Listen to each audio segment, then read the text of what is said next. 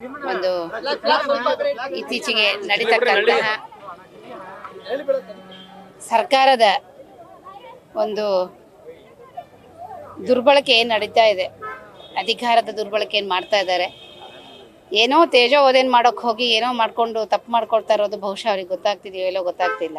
ತಪ್ಪು ಮಾಡಿರೋರಿಗೆ ಶಿಕ್ಷೆ 100% ಆಗಲೇಬೇಕು. ಅದ್ರ ಬಗ್ಗೆ ಎರಡು ಮಾತಿಲ್ಲ ನಮಗೆ. ಹಾಗಂತೇಳಿ ಯಾರನ್ನೋ ತೇಜೋವಧೆ ಮಾಡೋಕ್ಕೆ ಹೋಗೋದು ಎಲ್ಲೋ ಒಂದು ದೊಡ್ಡ ತಪ್ಪದು. ಹಾಗಾಗಿ ನಮಗೆ ಈ SIT ಅವ್ರ ಮೇಲೂ ಸಹ ನಂಬಿಕೆ ಕಡಿಮೆ ಆಗಿದೆ.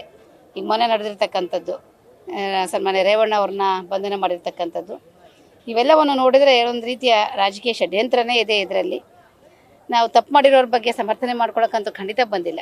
ಅವರು ಒಬ್ಬರು ಮಾಡಿರ್ತಕ್ಕಂಥ ತಪ್ಪನ್ನು ಯಾರೂ ಸಮರ್ಥನೆ ಮಾಡ್ಕೊಳಕ್ಕೆ ಸಾಧ್ಯ ಇಲ್ಲದ ವಿಚಾರ. ಹಾಗಂತ ಹೇಳಿ ಅದನ್ನು ಉಪಯೋಗಿಸ್ಕೊಂಡು ತುಂಬ ದೊಡ್ಡ ಮಟ್ಟದ ದೊಡ್ಡ ಪ್ರಮಾಣದ ಒಂದು ಷಡ್ಯಂತ್ರ ಮಾಡ್ತಕ್ಕಂಥದ್ದು ರಾಜ್ಯ ಸರ್ಕಾರದ ಘನತೆಗೆ ಅಲ್ಲ. ಇದು ಅವ್ರು ಮಾಡ್ತಕ್ಕಂಥ ತುಂಬ ದೊಡ್ಡ ತಪ್ಪು. ನಮ್ಮ ಕರ್ನಾಟಕದಿಂದ ನಮ್ಮ ದೇಶಕ್ಕೆ ಪ್ರಧಾನಿಯನ್ನು ಕೊಟ್ಟಿರ್ತಕ್ಕಂಥ ರಾಜ್ಯ ನಮ್ಮದು. ಆ ಹೆಮ್ಮೆನೂ ಸಹ ಇದನ್ನೂ ಸಹ ಅವರು ನೆನಪಾರ್ಬಿಟ್ಟಿದ್ದಾರೆ.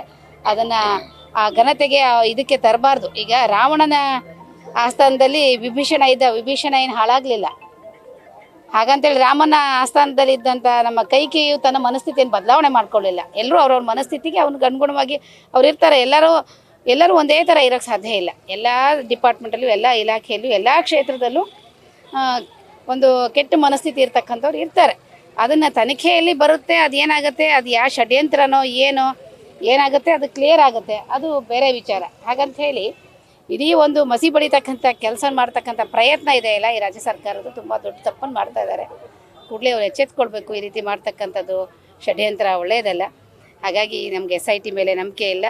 ನಾವು CBIನ ಈ ಕೇಸನ್ನು ಹ್ಯಾಂಡ್ ಓವರ್ ಮಾಡಲಿ, CBI ಇದರ ಸಂಪೂರ್ಣ ತನಿಖೆಯನ್ನು ಮಾಡಿ ವರದಿಯನ್ನು ಕೊಟ್ಟು ತಪ್ಪಿತಸ್ಥರು ಯಾರಿದ್ದಾರೋ ಅದ್ರ ಮೇಲೆ ಕ್ರಮ ಕೈಗೊಳ್ಳಿ ಅಂತ ಹೇಳಕ್ಕೆ ನಾವು ಹೇಳ್ತಾ, ಇವತ್ತು ನಮ್ಮ ರಾಜ್ಯ ಸರ್ಕಾರದಲ್ಲೂ ನಮ್ಮ ರಾಜ್ಯಾಧ್ಯಕ್ಷರು, ನಮ್ಮ ಕೋರ್ ಕಮಿಟಿ ಅಧ್ಯಕ್ಷರು, ಎಲ್ಲ ನಮ್ಮ ಶಾಸಕರೆಲ್ಲರ ನೇತೃತ್ವದಲ್ಲಿ ನಾವು ರಾಜ್ಯಪಾಲರಿಗೆ ಹೋಗಿ ಮನವಿಯನ್ನು ಸಹ ಸಲ್ಲಿಸಿ ಬಂದಿದ್ದೀವಿ ಕಳೆದ ವಾರದಲ್ಲಿ.